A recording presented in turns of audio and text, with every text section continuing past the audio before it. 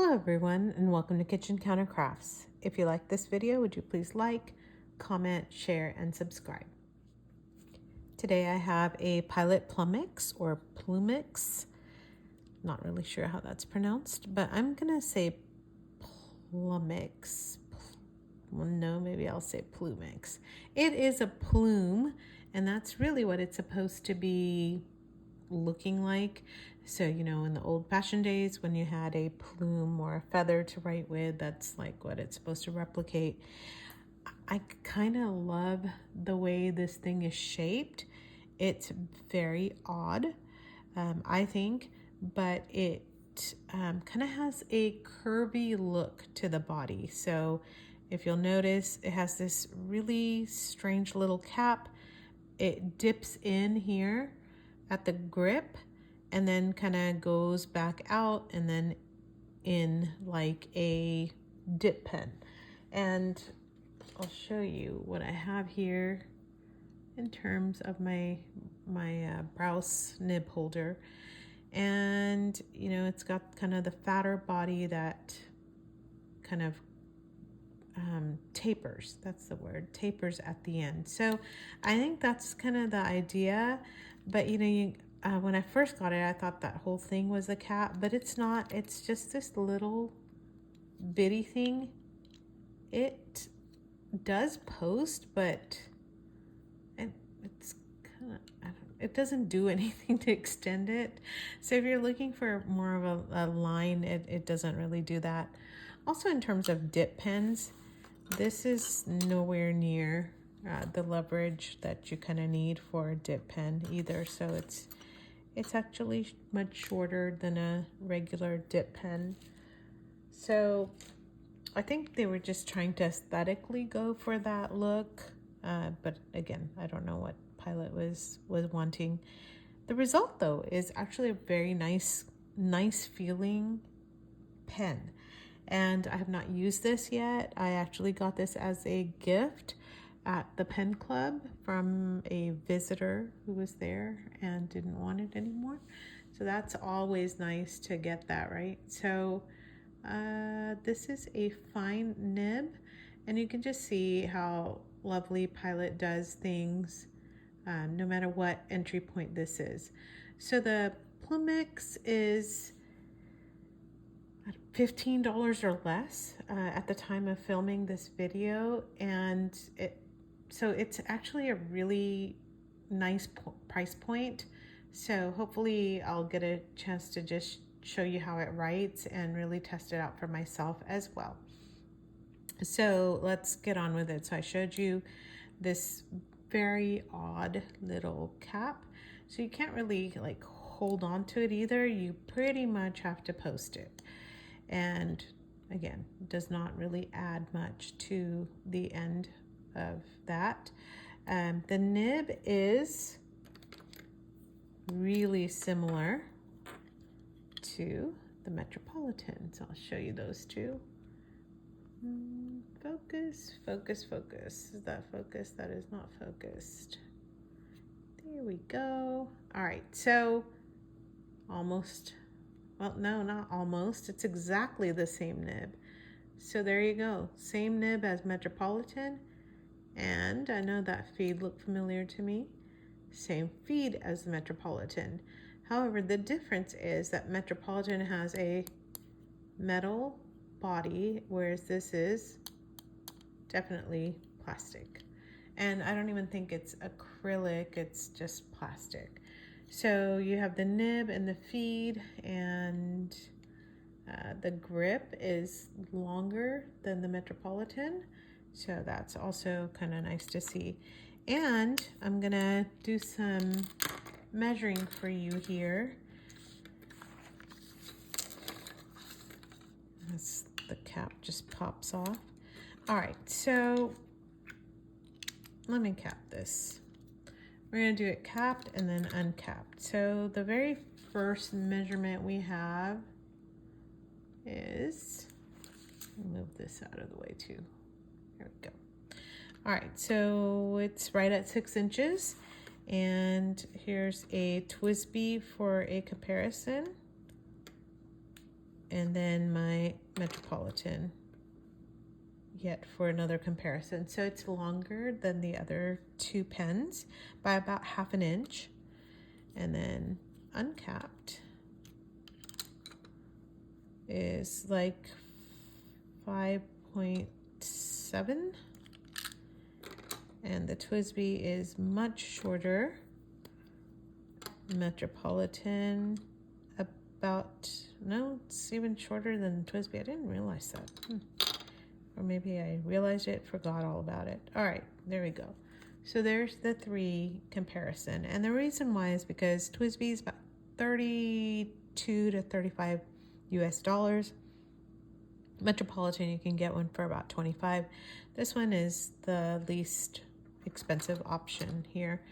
And again, really great to know that it's the same nib as Metropolitan. So let's put some ink in this, shall we? Let me get my papers here.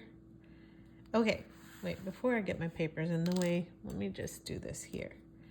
All right, so when you buy this, another reason why it's cheaper than the Metropolitan is because there's no converter. Now, I believe you can use a cartridge, and I think you can use a converter. I don't know, let's try it. Let's try and see. This is just one of those squeeze converters. And yeah, you can use that. Hey. Okay, so that means a Con 40 will fit this. Whoa. Thought that was gonna get stuck. But what I really wanted to do was to eyedropper this because I heard or saw online that people were scared to eyedropper. Don't be scared to eyedropper anything, really. Don't worry about that. The only thing you need to worry about is how messy you can get. So I also got this from Pen Club, which is Birmingham Tesla Coil. And so people were raving about it. I got a sample from a very generous friend there as well.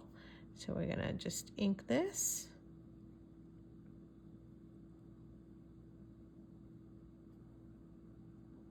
That's, how many mils is that? 1, 2, about 2 mils right there. So that's, it holds a lot more. And honestly, I don't need all of it. Oh, yeah, that's fun. Look at what's happening. This one has a leak. So guess what? I cannot eyedropper this guy. Maybe that's why it was given to me. Yay. All right, I've got ink everywhere, so I'll be right back. All right, I'm back. So, silly me. I thought you could eyedropper these guys, but apparently you cannot. I can't tell if this guy has a hole in it. Well, I mean, I know it has a hole in it because it leaked everywhere, but I wonder if it's supposed to have that in there and maybe it's not supposed to be eyedroppered. Would you tell me in the comments if you've been able to have a Plumix that you've successfully eyedroppered? That would be awesome to know. So I grabbed my Prera, and the Prera has a Con 40. If you haven't seen my video on the Prera, please check it out. It's such a great pen. Same size nib, same size feed. Anyway, it's not a Prera video, it's a Plumix video. So that's a Con 40 converter, and voila, perfect fit. All right, so if you were going to eyedropper, don't be scared of it. Just make sure you have plenty of paper towels and you're doing it on a place that you can easily wipe off. There you go. And if you're concerned about ink on your hands, don't be. It's a part of the whole process and the vibe, right? All right, so you just put your converter down. Make sure you have something that holds your vial, but if you don't, it's also not the end of the world. By the way, people hate Con 40 converters. I kind of love them because they allow you to change your inks out often. All right, there we go. and more blue ink everywhere. Perfect. All right, so I barely got any in there, and we're not going to worry about it. It's enough to do a test and a writing sample. Very pretty ink, by the way. So that is Birmingham's Tesla Coil, and I still have some on the counter. All right, that's okay. That'll clean up. Oh, also, if you're eyedroppering, you need to have, where is mine? No, that's not it. There you go, silicone grease. So make sure you have that handy when you are doing that too. Make sure your pen doesn't leak. Shouldn't be leaking from the bottom. Usually, a lot of times they'll leak here at the thread, so you put silicone grease there. If you are interested in how to eyedropper a pen, I have several videos on that as well. All right, so let's do this. What is today's date? 21st. Just to kind of keep, writes like a dream right out of the gate. So this is the Pilot Plumix. I'm guessing it's Plumix because of the plume. All right, we're gonna go with that. All right, FINE Nib.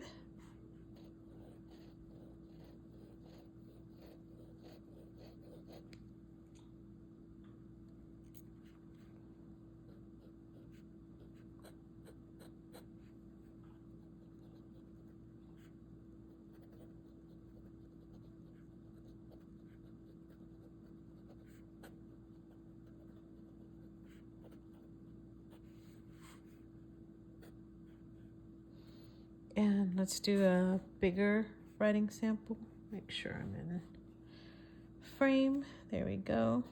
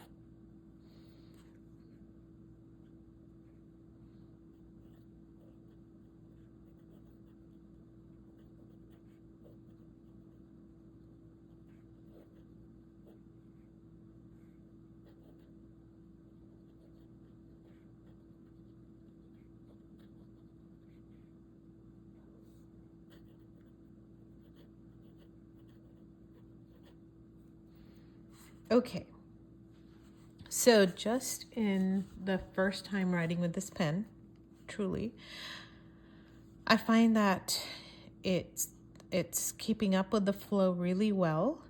The line, I don't know if you can see this, I have the Pilot Vanishing Point stub before it. The line really looks like a true fine, which I have a couple lines here with the vanishing point. So it's really a nice Japanese fine. And then it gives you very slight feedback. Now, this actually is a nice grip, but I am finding it just a tad bit slippery as I was writing like this line here in cursive really fast. If my hands were wet or something, I could see it just slipping out of my hands. Now, there is a grip though where you can put your finger, so it allows you to hold on to it, but I don't know, it just seems a little slippy.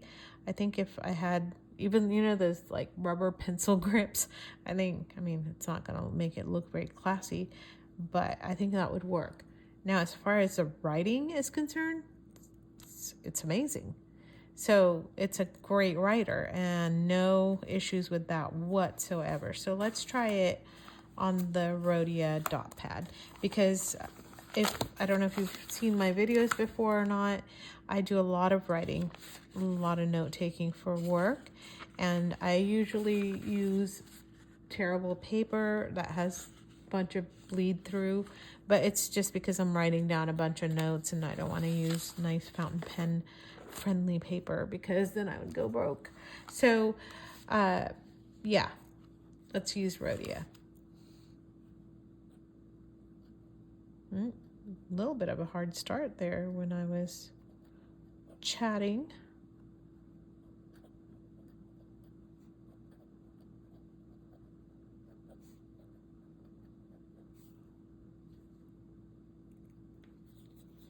Felt like there was something on the end of that.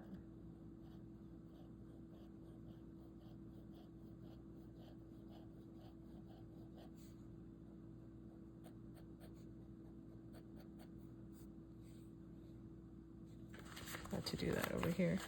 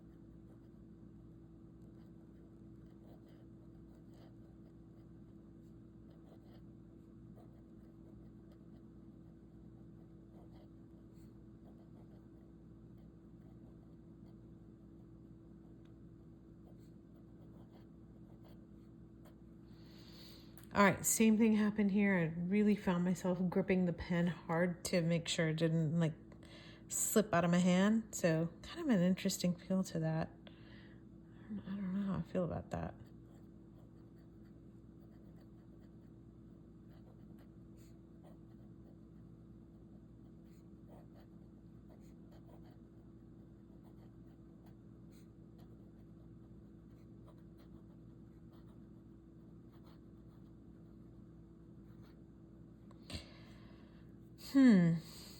All right, so I'm loving this ink. It's really pretty sheen. Ah, where did it go? There it is. Very pretty sheen. I don't know if you can tell, especially in this dark lighting, but the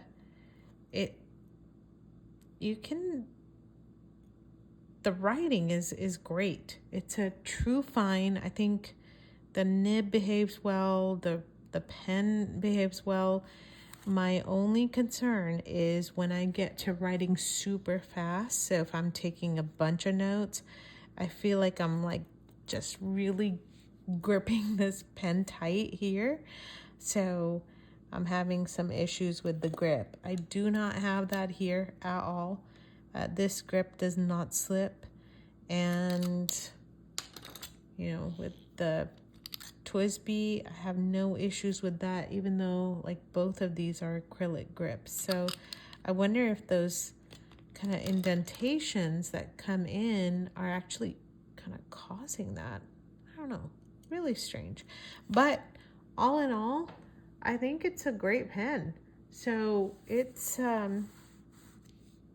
the line is beautiful. The nib is beautiful. It writes very smoothly, has, again, just a tiny little bit of that pleasant feedback that I love. I love feedback because of like dip pens and things like that. So I like that. I enjoyed the feedback. It actually helps me to remember like I'm writing. I don't know. There's just something to it. And would I be using this on an everyday pen? Yes. Like in my kitchen, I can grab it and just jot down some things. Would I use it though for longer note writing sessions? I'm probably gonna say no right now, but I think maybe tomorrow for my meetings, I may actually grab this and just write with it to see, you know, how it does. So, I guess the jury's still out on that. As far as this ink is concerned, it's beautiful, but that's a good thing because I got a whole bunch of it right there. So anyway, hope that this was a helpful video for you. would you let me know what you think? Like, what are some of your favorite Pilot under 50 pens? And I have a couple of them here. The Kakuno is one of my favorites, and that also should be here in the lineup. But what can I say? With Pilot, you get that great writing experience, and it doesn't matter how much money you're spending, from the pens that I have that are, you know, several $100s to these that are not. So I would love to hear what you think of this Pilot Plumix, and also if you've eyedroppered one or not. Let me know if that's like a factory thing here, or did I just get one? Maybe I need to seal up or something along those lines. So I'd be curious. Let me know what you think, and I'll see you in the next video. Bye.